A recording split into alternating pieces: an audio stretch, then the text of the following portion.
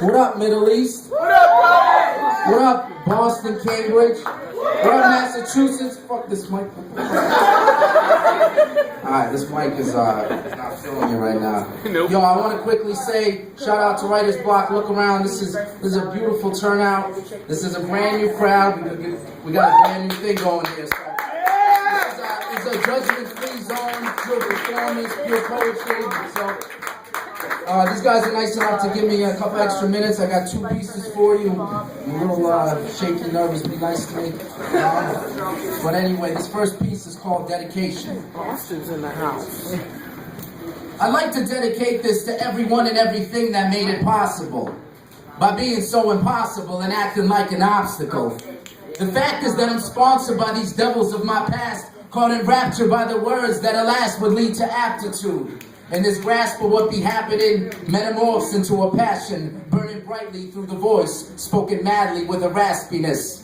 We all owe a tipped hat to that which makes us true. So without further hesitation, here is the dedication that is due. I'd like to thank public education for boring me and teachers for ignoring me. Yeah. I'd like to thank bloated bureaucracies for underfunding our school systems and filling the textbooks with propaganda and half-truths so that only the fools listen. I'd like to thank them for aiming lessons at the lowest common denominator because the boredom would drive me mad at first but inspire me to become a comet later. And as a comet, I burn my icy shell with spells of teenage angst. I was a magician. It's like, hey, I'm right here in front of you, but I know you can't see me. Thanks. I'd like to thank Denise Milletti with that tight tank top with straps like spaghetti for making me right, can't walk straight with a heart that's so heavy. Because my first poem was like a safety valve on that heart about to burst, and I discovered the gift, and I discovered the curse. And thus cursed, I'd like to thank that first 3-subject notebook and that big pen. The lines were so tall, the ink was so thick then. I spilled pen like new blood on white tile and bled truth, and began to be more than just another slight child I let loose. I'd like to thank mob mentality and the fear of intelligence for making me an outcast plus socially hesitant. And I'd like to thank both my bullies and my victims. What goes around comes around, as children was so vicious. At this point, I'd like to thank 2 of my oldest friends since age 12, the weed and the bottle. Sometimes I like to pretend like they helped and didn't deepen my problems.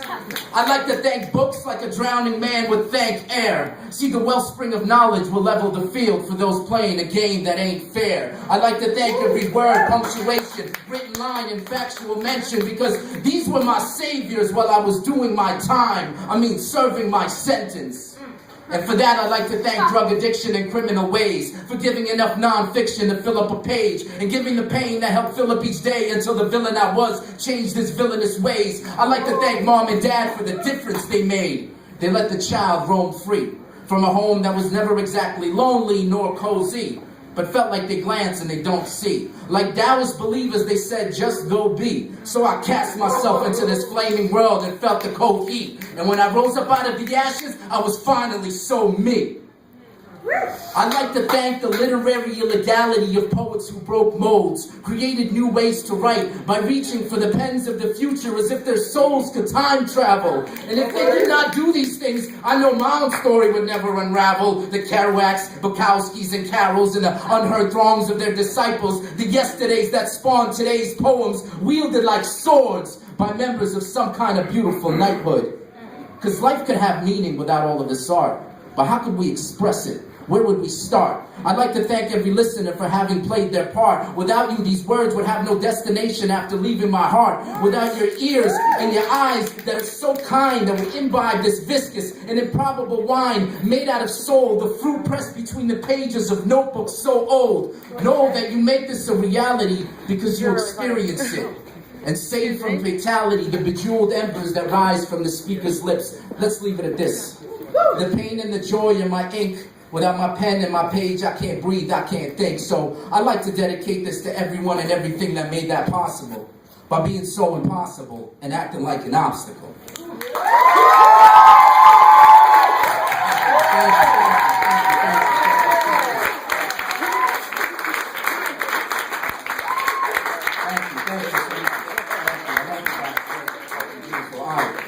This poem is called Revolution. It's called revolution. So here's the poem. Alright, Push the button in the middle, down boss. do this.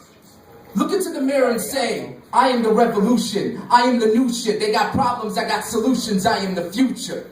Because we need more of the kind that do this. Wild type truants that made up their mind a long time ago not to color inside lines if it confines their goals, saying, you can entwine my body, but you can't bind my soul.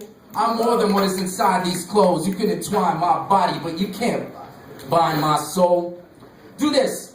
Look into the mirror and search for your potential. It's flickering in your eyeballs like passing trains, casting stains on your supposed clean slate that got you feeling just okay about dragging yourself through today into tomorrow with deeply hidden sorrow because time is slipping away and everything that you are is just a reminder of that which you haven't yet attained. It's like musicians that ain't never played a note, or poets that ain't never wrote, or MCs that haven't freestyled until they set their styles free. It's like drummer hands that haven't hit drums to the rhythms of their own heartbeats. It's the not yets and the never will be's. And how many of us is them scurrying along this concrete? I mean, them is us in those mirrors that we see. And if we smash the glass, can we let them out?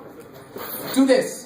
If they try to box you in, jump fences. If they try to change the way you see, smash lenses. If they try to keep you out, make entrance. And if they try to shut you up, speak sentence. Because we need idealists to show those without ideas what real is. Because if they can't understand what the deal is, maybe at least they could feel it. Like a vague notion or a sensation of hope. If life told you that because you were joked, the answer will probably always be nope. Do this, be irrational. Because it's the mad ones for me, the ones that's mad to live. And we grew up bad as adults because we was bad as kids. So you can chain me in your jails and I will not break. In the infinite mind, there's no time and space. So your cells and your sentences will not take. I told you I'm more than this physical form you might attempt to hold. You can entwine my body, but you can't bind my soul. I will send it out like radio signals, like light waves, like digital cable, like status updates, like tweets and beats and verses and scribbles, like insane thoughts that a madman dribbled, like fables that go back for ages and will have no labels and will be written on an infinite number of pages. A book that cannot be judged because it has no cover. So you're forced to read every line until you discover me, hidden within this formless gift. And I don't care if I exist once my ideas adrift.